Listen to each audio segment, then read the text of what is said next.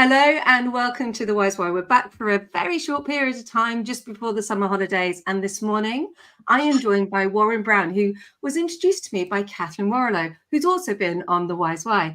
As usual, though, the show really isn't about me. It is about my guests. So, yeah, Warren, the floor's yours. Please introduce yourself.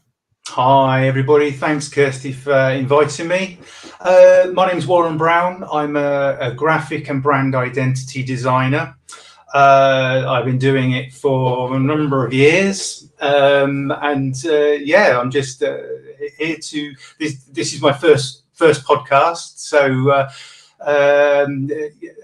breaking into new boundaries, breaking out of my comfort zone. And this is awesome. You are joining a list of quite a few new people who've come through my doors. Thankfully, I'm an on-camera coach, so we've just been in the studio doing a little bit of coaching. But you've come through here. We're going to get you out there. We're going to start promoting you because you're a graphic and brand visual identity person. What's the difference in your eyes between kind of what I do and what you do? Mine is, well, brand is a massive word. It covers all kinds of aspects of a company's reputation and personality. Mine, what I do is the visual identity side of it. So I create recognition of that reputation. And it's so important. One of the things that I've noticed over the last 4 or 5 years is the importance of that synchronicity. Oh, that's a good word for this morning, isn't it? Synchronicity. I normally use uniformity, but I'm going to stick with synchronicity across all the platforms. Can you talk a little bit more about how important that is for somebody who is either starting to launch or someone who's got tired? And we all get tired of our brand. You go through it and you think, I need a brand evolution. So could you explain about that? I can't believe you used the word synchronicity. Oh, anyway, explain about that for me. Yeah, sure. It's about branding is about emotion. Branding is or branding itself in the bigger context is about an invisible aura, an invisible layer of meaning that surrounds a business, person, or service. And yes, businesses start off, generally there's not much money available to start a business, but they get to a certain point when they notice the competition is looking better, or the market changes, their business changes, and what they do to start with is probably scribbled on the back of a notepad as an idea, but there comes a time in every business where they need to scale up. They need to become more grown up and see the value and have pride in what they want moving forward. And that's the point where somebody like me comes in and visually expresses who they are for them. And that's really important. When I launched, and I see this all the time. I really do. I see it all the time with my clients. They come to me and they've got 2 brand colors. They've designed a logo and they've got 2 colors. And then they go, and now I want to launch on social media. And I go, awesome, I need more colors. And they look at me as if I'm some kind of strange person. I go, no, I need more colors in your color palette. Well, what's wrong? I've got 2 colors. Yeah, that's going to be a great combination to create that color palette. But colors have a theory as well. I wondered if you could just explain, like, for instance, I'm wearing bright pink. I wear bright pink quite a lot for The Wise Why. My company color is purple. I love purple. A lot of people, particularly in business, we choose our favorite color. But I wonder if you could explain a little bit about color and the power of it. Yeah, well, color is just part of the whole visual personality of the business. I mean, there's so many more different facets to that. But yeah, color has all kinds of different meanings to it. Blues can be very corporate colors, and they're seem to be a bit of a go-to at times, and then you've got businesses that want to break the mold and they go with your pinks and your purples, purple being a creative color, limes. That's when companies are pushing the boundaries, but it all needs to reflect the personality of your business, the target market of your business, and who it's going to appeal to. Colors are there's a very it's a very big thing to go into, but it's just one facet of the brand visual identity. So what are the other facets? Because people come to me and they go, and then I talk about fonts, images being what, oh my goodness. I've got a client at the moment, I went, can you go off and do some research on some images, please? And they were like, why? I went, because 5 is not enough. Yeah. So I wondered if you could just I was a brand new business owner, not Yeah. me, but somebody just launching, or someone who's been going for about 10 years and they realized that the world's moved on and they need to embrace this digital age. Yeah. What would your advice be? Number one, differentiation. You've got to look different. You've got to look unique and different from the marketplace clutter. That is the main thing to consider when considering how your brand is visually interpreted. It needs to look different and needs to stand out. For me, what comes with that is memorability, so it sticks in the mind. But for me, I personally work with simplicity. So when I'm designing a logo, it needs to be different. It needs to be memorable.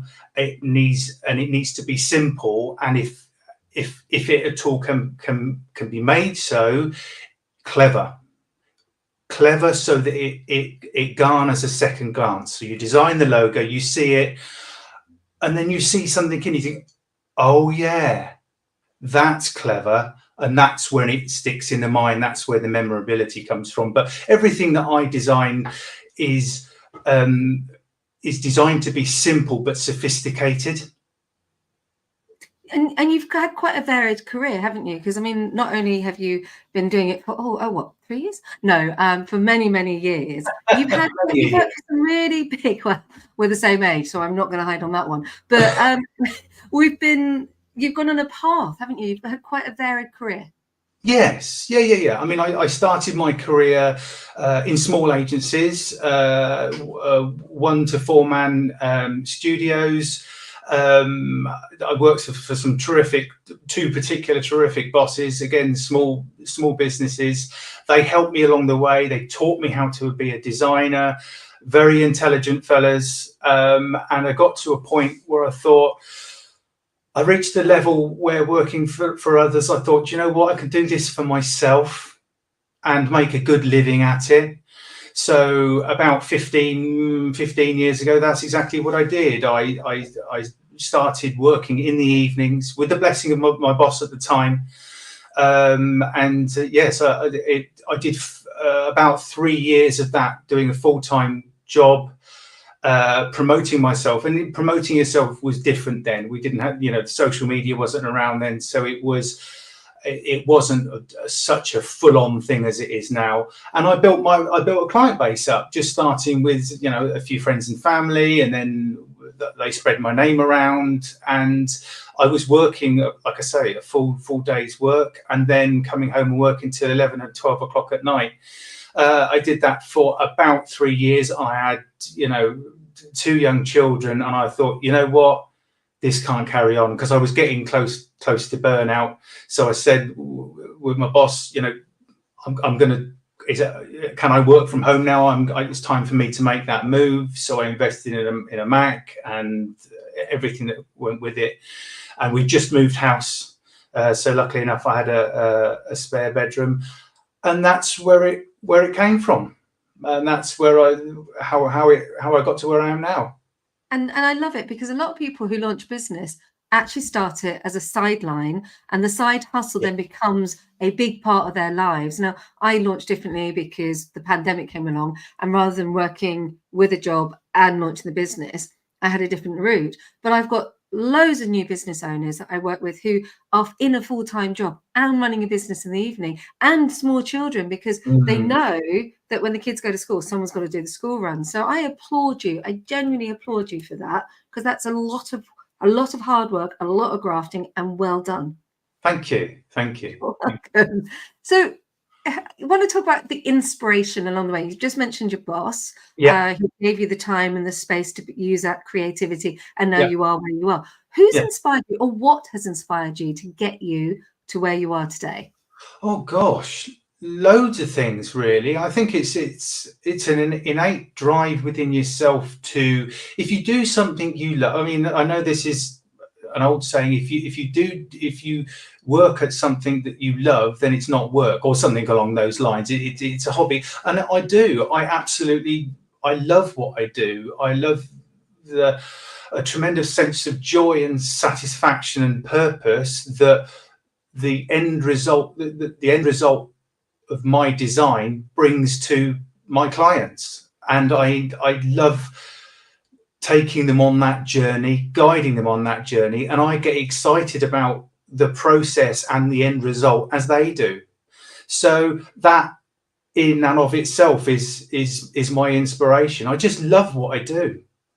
That's just beautiful. And is there anybody or anything that's really supported you to get you to where you are today? You know, your family, your friends, any pivotal thing or person that's really, really got you to where you are? Not really. Belief over the last few years, I still, as you can probably tell now by this being my first podcast, I'm not a natural salesperson. I'm not. I'm not naturally good at shouting about myself. So in a way, I do have introvert tendencies. But over the last 5 years or so, as I think when you get to a certain age, a certain level of maturity, you get a certain level of wisdom. And there's things that have happened in my life literally over the last 5 or 6 years, which have given me that strength. And I think you just realize both in business and in life, you realize your worth. You realize your worth and value to your clients, and that gives you confidence. I'm good at what I do. I'm really good at what I do. I'm not good about shouting about it. And this has got to change. And that, if anything, has pulled the reins back on what even 15 years on my own and 25 plus years doing this. It's pulled back the reins on what I do. But now I know my worth. I know my value. I know what I can bring to businesses, and in life, I know my worth. And it brings a level of quiet confidence to you. It's not the big I am or the big shouty confidence. It's an internal, quietly unconditional confidence in yourself. And I suppose, that nothing outside of me really has influenced me. I think I've just found a belief in myself, and it's taken till now, to the age that I am now, to realize that. But that's so important, that belief in yourself. All of us suffer. I mean, if I think back to my teenage years, I used to walk down the street with my head down. I didn't want anyone to look at me. I now host a podcast. I don't think about, I put makeup on for the podcast, but usually I don't bother with makeup. I go out. There is a thing that comes with age, and it's really hard to try and explain that the age thing really, really does, just where you just go, I don't need that ego. That ego can go. I haven't got time for that. That's an ego is the word. Ego is the word. I think there comes a level in your life when you reach a certain level of experience in life that wisdom and ego balance out. So the whole point is for the you can't suppress the ego. The ego is a fundamental part of who you are, your personality. It keeps you safe. It has very many important elements to it, but it does have the tendency to overpower everything else. And when you have an inner knowing about who you are, then the ego becomes more balanced, and life becomes more balanced, and your wisdom becomes more balanced. You become a wiser person. It's got nothing to do with intellect or anything like that. It's wisdom that brings this to the fore. I think life teaches you things, and it just throws things at you, and as you deal with what's thrown at you, you pivot, you change, you learn. And I think that learning brings that wisdom. But what I wanted to ask you about was those aha moments. There must have been some along the way where you went, aha, I love this, or, oh, that was yeah, but you've learned from it. So I wondered if you could share some of that with us. Yeah, it's as I've explained, it's the it's realizing your worth, and also rolling with the punches. When you run a business for yourself, you get high times, you get busy times, but there are also, in my case, there's lots of quiet times, there's lots of troughs. The peaks come, that's great, you do the best, you enjoy it as it is there. But when the troughs come, and they become extended and they become longer, that's when panic sets in, because we've all got bills to pay, we've all got young kids and lives to lead, when it takes money to do that.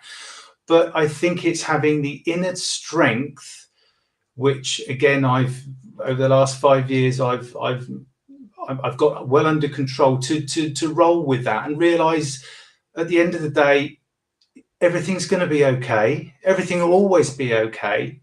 And it's also using gratitude, having gratitude for where you are and what you've actually got in life helps with that. It helps, it's a leveler. It helps you step back and say, look, hang on a minute, things ain't so bad. Not really. And gratitude, being thankful for what you have, what's in your life, is a massive part of being able to control the down and worry times.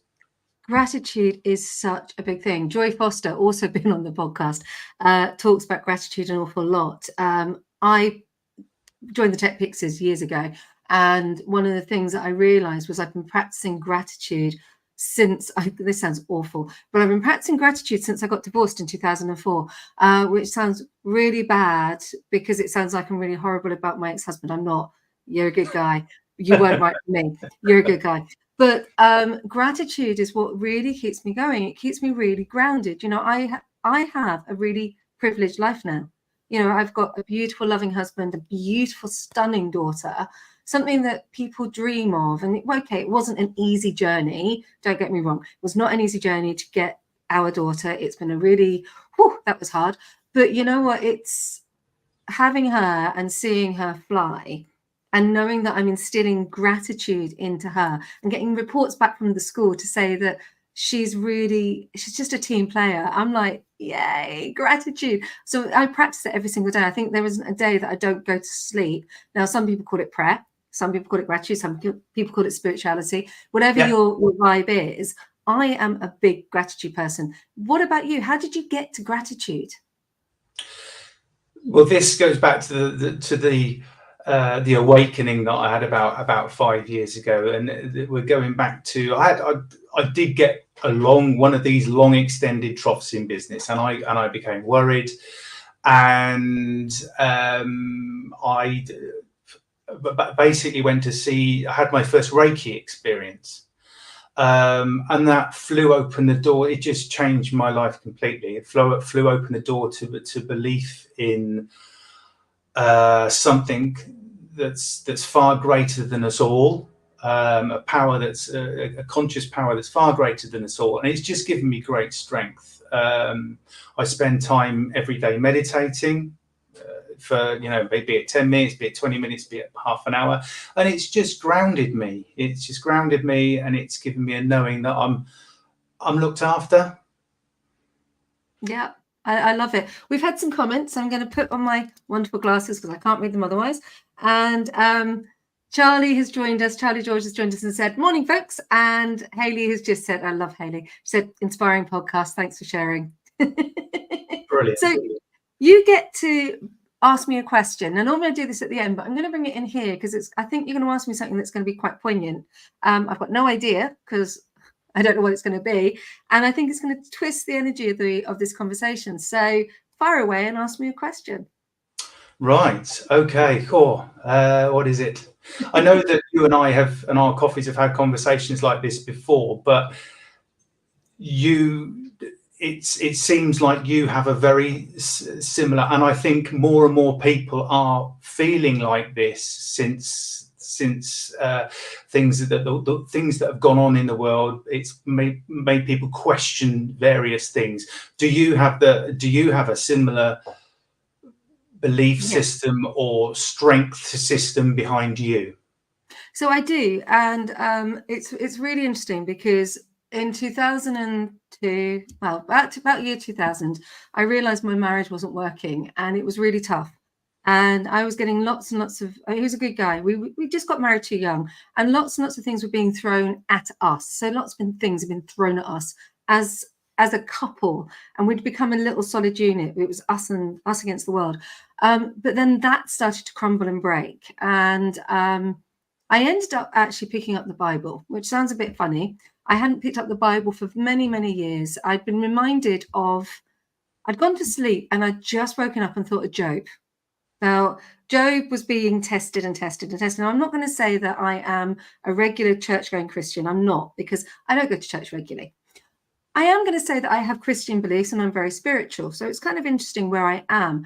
But in that time of crisis, that time when I was really low and I couldn't work out what was going on, I ended up back at the Bible, reading the book of Job, dipping in and dipping out, because I always like to flick open, and being dyslexic, reading the whole book, tiny print, not going to work. So I kind of, I know. So I dipped in, dipped out. And then eventually I found the courage to break what was already broken. And step away, and through a long journey for him and for me, we separated, got divorced, and then I found myself back at home, humbled, and living with my parents. And that was really difficult. I'm not going to say it wasn't for my parents and for me, because by this point I'd forgotten how to be in a family, how to be a daughter. That sounds really strange. And then I moved into a flat share in London. Then I decided to do a degree back to my parents. So a lot of shifting and changing, a lot of time, a lot of ups and downs, lots of filling jobs, gave up being an actress, went into business. Oh my God. Somewhere along the line, I met Dennis. Dennis is my soulmate. Dennis is just, let's hope he never listens to this, okay? Because if he does, I will cry. But Dennis is just the best man. Yeah, don't. He thankfully he never watches anything I do. Dennis is he doesn't even see my socials. It's brilliant. Dennis is the best person in the world, and somewhere along the line, I have just, from that book of Job to where I am today, something has carried me, whether it's God, prayer, spiritual. As I said, if you're a shaman, and I've read all the shaman books, you're not all of them, but a lot of them, great grandfather, walking them. I've looked at the tarot. I have explored every single aspect, from pagan to shamanism through Christianity. I love walking in my special place, which is Avebury. So if I'm really stressed, So if I'm really stressed, I will shoot to Avebury and I'll walk. And at some point I will take my shoes off and I will feel the terra firma and the grass. So what is it I believe in? I honestly don't know, but I believe in something. Yeah. So it's probably a bit of a strange answer, because I don't know, but I did get lots and lots of crystals for my birthday, and I love crystals. Everyone knows this. Do I think they've got healing powers? Yeah, well, this is it. Do I think they've got healing powers? I don't know. I'm not going to say they do. I'm not going to say they don't. Do I sometimes feel like I've got an answer for someone? Sometimes. Do I feel like I should keep my mouth shut? All the time. So I don't know what I believe in, but I do know that I believe there's something there, and it is there holding my hand and guiding me. So probably a bit of a strange, long-winded answer. No, I get every bit of that. That's a very straight. That's a very similar thing to Wyberry. It's nothing that can be proved. It's a belief and it's a knowing, but it's internal. I'm not a religious person. I used to go to Sunday school when I was a kid. I hated it, but because from a personal point of view, I think that religion is having an experience, having somebody else's experience of, let's call it the divine. I'm a spiritual person, and I have my own personal experience with that force, if you like, call it call it source, call it the 0 point field, call it the universe. Some people call it God. Yeah. That force, I like to think of it as the force as in Star Wars. That has a better relation to me, because I'm obviously a kid of the 70s and 80s. But yeah, there's something there that holds everything together and guides everybody and loves everybody. There is something there. Awesome. We've had another comment, so the glasses have to go back on, from Hayley, and she says, "What a table turn question! I feel touched by the close of this podcast." Exactly, Hayley. I knew that Warren would ask me something that I've got no idea what it's going to be, because that's the whole point of this. Now, I want to talk about the force being with you. Do you find sometimes when you're sitting in a meeting, just as we're rounding up the end, do you instinctively feel that you know what's right when you're designing a brand? When you're looking at that visual brand guide, how instinctive is it? Very, very, very, very. I can think of if somebody gives me a company comes to me and says, "Oh, look, we've got this new food company, and it's got a real twist on this. We're going to do it really different this way." I can instantly think of what I can do. It just pops into my head. I'm old school. I'm a pencil and a blank sheet of paper guy. So, but yeah, my intuition is something personally that I'm working on more to strengthen that. But yes, from a design point of view, from what I do as a living, then yes, it comes very, very natural to me. Oh, that's awesome. I remember Niven Miller, he's unfortunately passed away. He was my singing teacher. He told me that if your heart and your head agree, you're on the right path. Don't listen to only one of them. Yeah. Well, but the heart, I mean, everybody says, and this is where, the thinking process, where the ego gets involved. The ego will tell you, or your mind, your thinking process will chatter away. "Oh, you must do this, you mustn't do that, you must do this." It's the heart. That's what you need to follow, is your heart. That's it. It's so powerful. And if your heart is thinking it, that's your true nature. If your head gets involved and the little chattering voice in your head gets involved, that's your mind taking over, which is ego. And then that goes back to the ego, the balancing of the ego, which comes with age, as we all know. I wish sometimes my heart wouldn't take over, because it does sometimes lead me with doing this, which comes out my mouth, and then my head clicks in and goes, "Why did you do that? That was very foolish of you." And then my heart goes, "But it was wrong." And my head goes, "You shouldn't have done that." And then it's like, and that inner, oh yeah. Anyway, that's your heart expressing itself, and that's your true you. Thank you so much for your time this morning. It's been a fabulous conversation. Please put any comments back to Hayley and anyone else who's joined us, and thank you. I really enjoyed the conversation. You're welcome. I've really enjoyed it myself. A great first podcast. Thank you. Congratulations.